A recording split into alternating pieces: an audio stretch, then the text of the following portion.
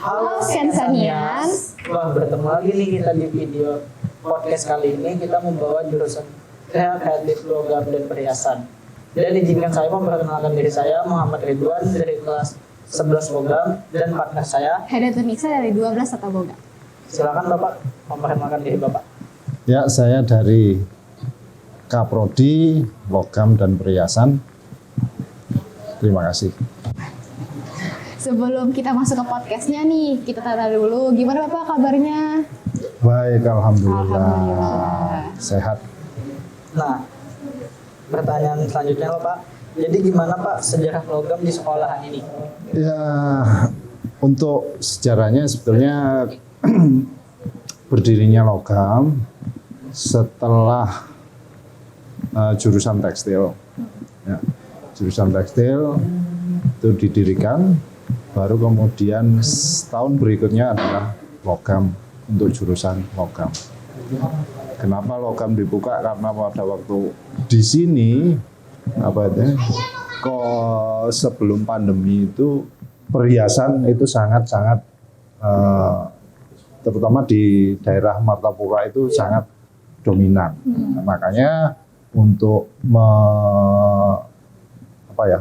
mencoba untuk menggali dari karena desain pada waktu itu masih begitu-begitu saja, makanya kita dibuka jurusan logam.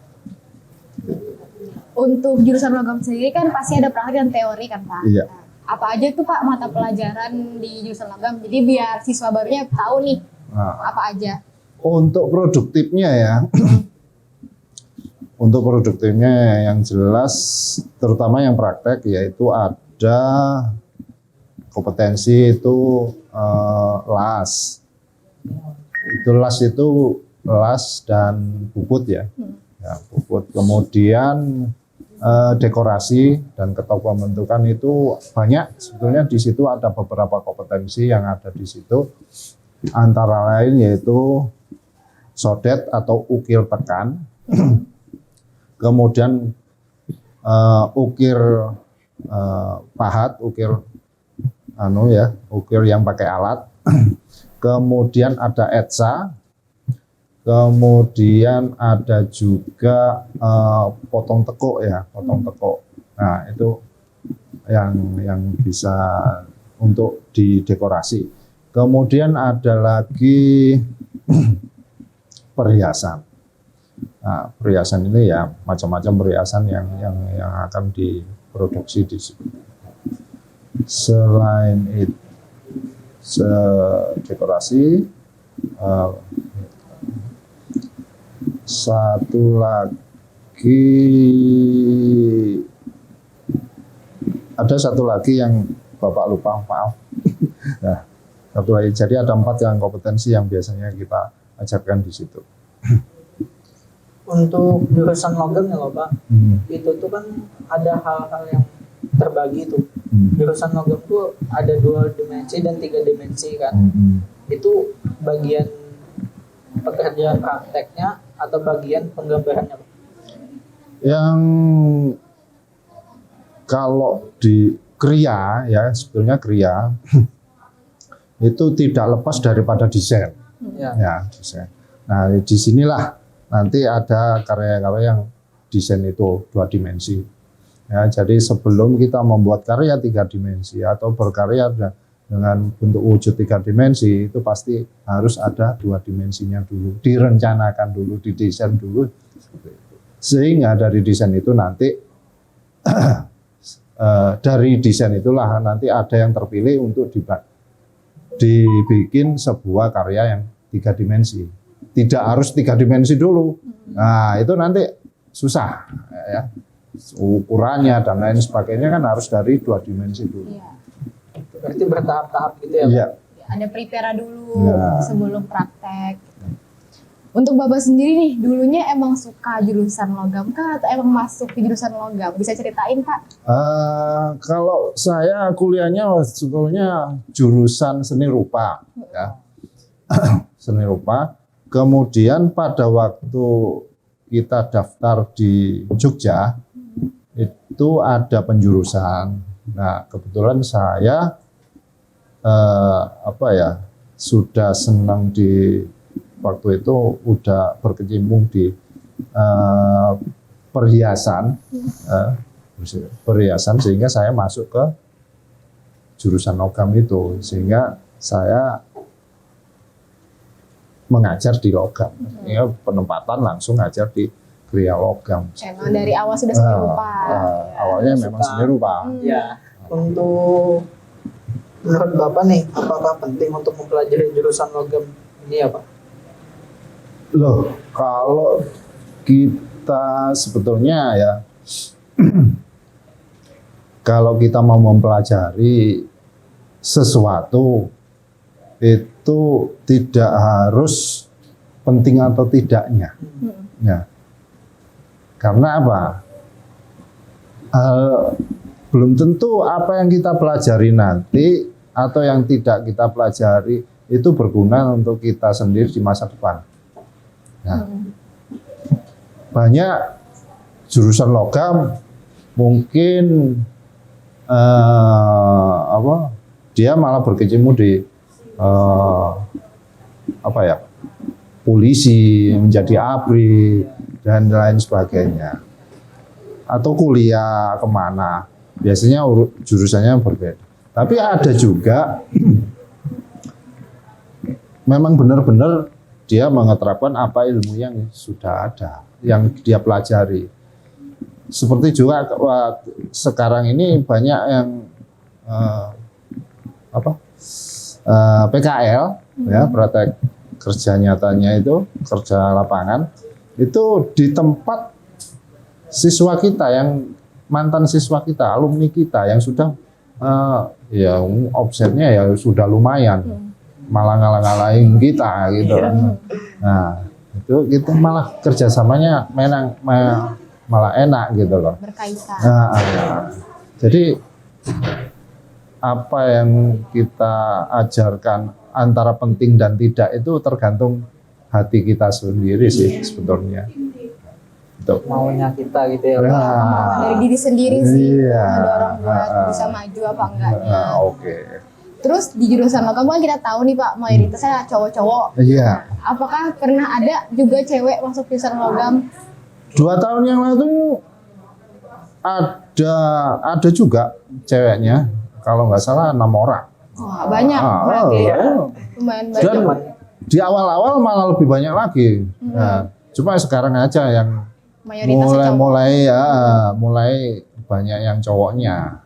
Padahal kalau karena saya juga berkecimpung di dunia kerajinan, ya sering berteman dengan UMKM itu, banyak ibu-ibu malah, wah dulu kalau tahu di sini ada sekolahan seperti ini, mungkin saya sekolah di sini gitu. Ya. Jadi ibu-ibu itu malah, wah ini sebetulnya bagus ini. Nah, gitu loh. Dia karena banyak yang berkecimpung di dunia Industri. Perhiasan, ya. Jadi mereka malah antusias sekali gitu loh. Sehingga saya berharap itu cewek-cewek itu tidak wah jurusan logam, pikirannya berat, wah gitu. iya, Kelas iya. Padahal apa ya? Ada yang perhiasan itu kalau cowok itu malah kurang detail biasanya. Iya. Nah, itu malah cewek-cewek itu yang teliti biasanya. lebih detail produknya dia. Nah, itu yang sebetulnya yang ingin saya tarik di banyak cewek-cewek. Kalau bisa ada yang cewek juga masuk juga di logam gitu. Tuh, jadi cewek-cewek jangan takut buat masuk jurusan logam. Nggak cuma cowok aja yang bisa masuk, tapi cewek juga bisa masuk. Lebih berpotensi kayaknya. Iya. Apalagi yang suka lebih seni-seni gitu. Iya, seni-seni rupa. Apalagi itu biasanya yang cewek itu malah kan dia belajarnya lebih tekun ya. Iya. Nah, biasanya ya itu tadi nilainya lebih tinggi-tinggi daripada yang cowok-cowok ini. Betul. Nah Pak, untuk jurusan logam ini apakah ada semua di sekolah SMK atau hanya ada di sekolah SMK tertentu nih Pak? Sebetulnya ya untuk Kria itu dulu adalah sekolah khusus, ya, di mana namanya itu adalah SEMIK, Sekolah Menengah Industri Kerajinan. Ya, itu memang hanya di tiap-tiap provinsi. Ya, sehingga nggak semua nggak semua di satu provinsi itu punya. Ya. Jadi cuma ada gitu. Kebetulan aja di kita aja. Kebetulan di provinsi Kalsel ini ada cuma satu aja di sini. Cuma di sini aja berarti. Ya. Ini, jadi kalau pilih yang Kria, wah otomatis dah. SMK 1. Cuma satu. Iya. Cuma di sini nih. Nah, Terus Bapak kan pasti udah lama jadi guru di jurusan logam. Iya. Gimana sih Pak suka dukanya jadi guru logam? ya gimana ya? Sebetulnya sih seneng aja di logam itu. Cuma ya memang karena kebanyakan cowok dan ya biasanya kalau cowok itu ya bandel-bandel lah. Jurusan logam nih guys. Biasanya tugas-tugasnya molor dan lain sebagainya. Harus lebih rajin. Nah itu. Untuk penghargaan apa saja sih Pak yang sudah diperoleh oleh jurusan logam di sekolah sini? Untuk yang tingkat nasional 2 kali, harapan 1 kalau nggak salah. Kemudian 1 kali juara 3. Nah, ya juara 3 kalau nggak salah. Tuh. Untuk tingkat nasional ya. Jadi kan ini udah kayak 2 tahun yang lalu tuh Iya. pandemi kan Pak. Off banget nih sekolah. Apalagi kita di SMK kan fokusnya ke praktek. Iya. Nah, gimana sih Pak Bapak caranya ngajar buat anak-anak yang tetap bisa praktek dan bisa memahami materi? Iya, kalau materi sih biasanya kita tetap online ya. Tapi kalau praktek secara otomatis kita untuk mengurangi resiko pandemi ya kita bikin genap ganjil. Kemudian selain genap ganjil juga kita pisah dengan kompetensi sehingga agak lebih menjepit lagi. Seperti itu. Diatur ya supaya Iya. bisa tetap praktek nih di kala pandemi. Nah, itu kan kalau di logam itu kan kita kan membuat kayak seni rupa gitu kan Pak. Itu tuh ada tahap-tahapnya atau enggak ada tuh? Sekarang sebetulnya untuk Kria itu hampir sama semua untuk seni rupanya ya karena ada dasar-dasar Kria itu terus tinjauan seni dan itu dari dasar ya. Dari dasar kita mengenal seni. Itu diajarkan di situ.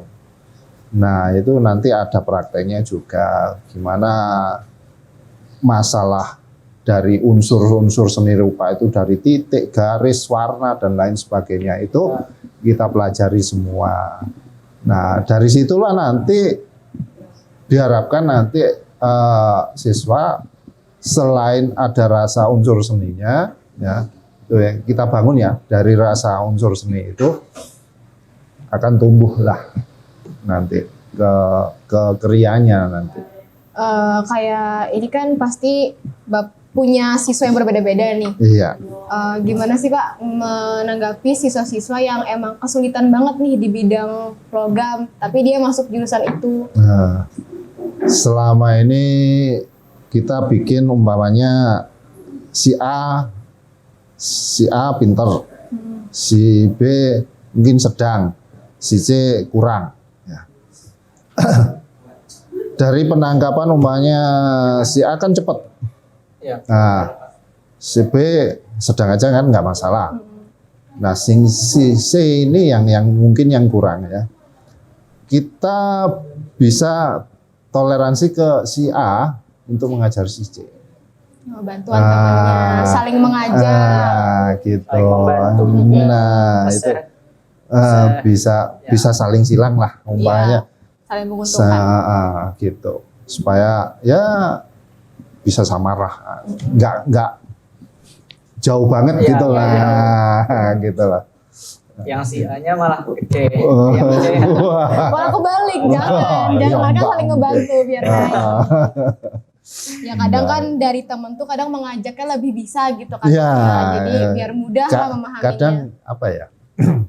dengan temen itu lebih bisa masuk di dalam mungkin kita sudah ngajarin sampai berapa jam kita ngomong sampai berbusa nggak masuk ternyata diomongin sama temen sebentar aja udah nggak. Nah, itu kan kadang kita nggak tahu kan pemahamannya. Kalonya untuk jurusan logam nih Pak, kan kalonya kayak jurusan saya Tata Boga, kelas 10 itu teori dulu, kelas 11 baru praktek. Nah kalau logam sendiri gimana nih? Kalau dulu memang ya seperti itu. Tapi untuk ini dengan kurikulum yang baru ini, kayaknya hal itu terlalu lambat. Dengan kurikulumnya orang Merdeka ini mungkin kita udah masukkan ke praktek untuk kelas 10. Di samping itu kan di kelas 11 nanti udah magang. Nah, ini nggak terkejar ini kalau kita di kelas 11 baru ngasih praktek, nggak terkejar. Makanya itu kalau bisa kelas 1 udah kita masukin.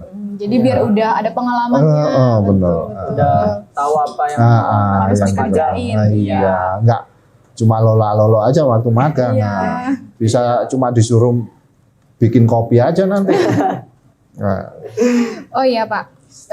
Jadi gimana nih tanggapan Bapak soal kan ini PPDB nih pendaftaran baru, siswa baru. Gimana tanggapan Bapak dengan siswa yang mengambil jurusan logam ini jurusan kedua? Jadi kan ada rasa rendah diri gitu Pak. Menurut Bapak gimana? Sebetulnya dari pendaftaran ini tadi saya sudah dapat 3 siswa. Spoiler guys. Sudah 3 siswa tadi. Ya. Saya dicek sama Bu Puji tadi sudah dapat 3 siswa. Dan itu udah pilihan pertama. Kalau memang pilihan kedua, ini memang biasanya sih kalau nggak dari jurusan yang lain, tetap di sini cuma dari jurusan yang lain, atau yang nggak diterima dari SMA biasanya. Seperti itu. Sebetulnya nggak ada masalah sih, asal mereka mau menerima apa yang kita ajarkan, apa yang mereka yang kita itu biasanya. Meskipun itu pilihan kedua, biasanya kalau sudah masuk dan enjoy aja mereka, enjoy aja, nggak ada masalah sebetulnya. Ngejalanin aja. Balik lagi tuh dari dorongan diri sendiri, mau nggaknya belajar. Ya, tinggal motivasinya aja mereka itu. Karena semua jurusan itu pasti ada plus dan minusnya. Jadi jangan berkecil hati guys, kalau masuk jurusan kedua. Sama-sama bagus kok di sini jurusannya. Nah Pak, tanggapan Pian nih loh Pak, itu kan ada tuh yang bilang apa sih nih logam nih cuman bisanya ngelas aja apa-apa gitu kan, banyak tuh yang bilang kayak gitu loh. Betul. Tanggapan Pian. Nah, semua skill ya, semua skill itu kalau kita tekuni dengan hati kita penuh ya, saya pikir nggak ada masalah. Apapun omongan orang, nonsen. Jangan didengerin. Karena kayak di Cina aja ya, nggak ada orang itu multi talent. Dia pasti satu fokus. Profesor pun itu kalau di seni, dia pegang patung, ya patung aja yang dikuasai. Lukis aja. Lukis pun terbagi beberapa aliran. Iya. Itu pun dia harus memilih salah satu. Ya, realis saja. Ya, kubis saja dan lain. Padahal di dalam seni lukis itu mungkin hampir 50 aliran ada. Nah, itu di Cina itu harus fokus dalam satu. Nggak ada bisa ini, bisa itu, bisa ini. Itu ada hanya di Indonesia aja. Harus fokus ke satu bidang. Biar terus terang biar fokus. Jadi hasilnya maksimal juga ya, Iya, Pak? Hasilnya maksimal, guys. Nah, kesan pesan Bapak nih buat siswa baru yang masuk ke jurusan logam gimana, Pak? Ya, untuk siswa yang mau masuk di jurusan logam, jangan khawatir, jangan takut, jangan minder, ya. Semua kalau kalian jalani dengan tekun, dengan apapun, terutama latihannya, ya, karena latihan itu tidak akan membohongi hasil, ya. Itu akan sukses kalian. Amin. Nah, makasih banyak Pak waktunya sudah menjelaskan jurusan logam yang saya yang tata boga pun jadinya tahu nih jurusan logam itu kayak gimana, apalagi siswa baru. Makasih banyak Pak waktunya. Terima kasih. Semoga siswa baru yang masuk jurusan logam bisa enjoy ke jurusannya. Tidak hanya cowok aja ya. Cewek dibutuhkan juga. Buat tahun depan. Apalagi yang suka seni, yang suka ngelukis bisa tuh masuk ke logam. Suka bikin cincin. Oh, pasti cewek-cewek tuh yang suka. Ya, makasih banyak udah nonton pengenalan jurusan logam pada video kali ini. Jangan lupa like, comment, dan subscribe dan follow semua sosmed kita. Dan nantikan semua video pengenalan jurusan yang lain. Dah guys, see you.